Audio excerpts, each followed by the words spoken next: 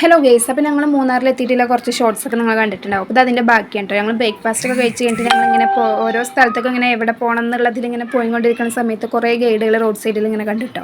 അപ്പോൾ അവർ പറഞ്ഞു അവരുടെ ഇതിൽ പോയാൽ അവർക്ക് നമുക്ക് ഓരോ പ്ലേസും അവർ തന്നെ കൊണ്ടുപോയി കാണിച്ചു തരാമെന്നൊക്കെ പറഞ്ഞിട്ട് ഒരു ഓഫ് റൈഡ് പോലെ ഞങ്ങളിതാ പോയി. ഫസ്റ്റ് തന്നെ ഒരു ഔഷധങ്ങളുള്ള ഒരു മരുന്നുകളുടെയൊക്കെ ഒരു ഫാം ഇട്ടോ, അങ്ങോട്ട് കേട്ടോ കൊണ്ടുപോയത്.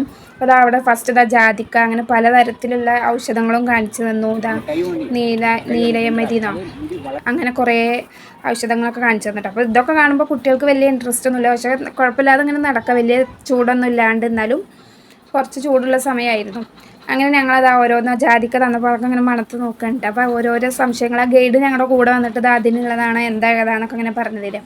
അങ്ങനെ അതിൻ്റെ ഇടയിൽ കൂടെ കുട്ടികൾ അവിടെയൊക്കെ ഇങ്ങനെ പോയി എന്തൊക്കെ കായകളൊക്കെ പെറുക്കുന്നുണ്ട് കേട്ടോ. അതൊക്കെ കഴിഞ്ഞ് പിന്നെ അവരുടെ ഷോപ്പിലേക്ക് ഞങ്ങളെ കൊണ്ടുപോയി. ഷോപ്പിൽ കൊണ്ടുപോയിട്ട് ഞങ്ങൾക്ക് ഇത് ഓരോരോ സാധനങ്ങൾ ഇങ്ങനെ ഓരോ മരുന്നുകൾ പരിചയപ്പെടുത്തി തരാം. അപ്പോൾ അങ്ങനെ എന്താ ഫൻമോൾ അതെന്തോ മണത്ത് നോക്കിയപ്പോൾ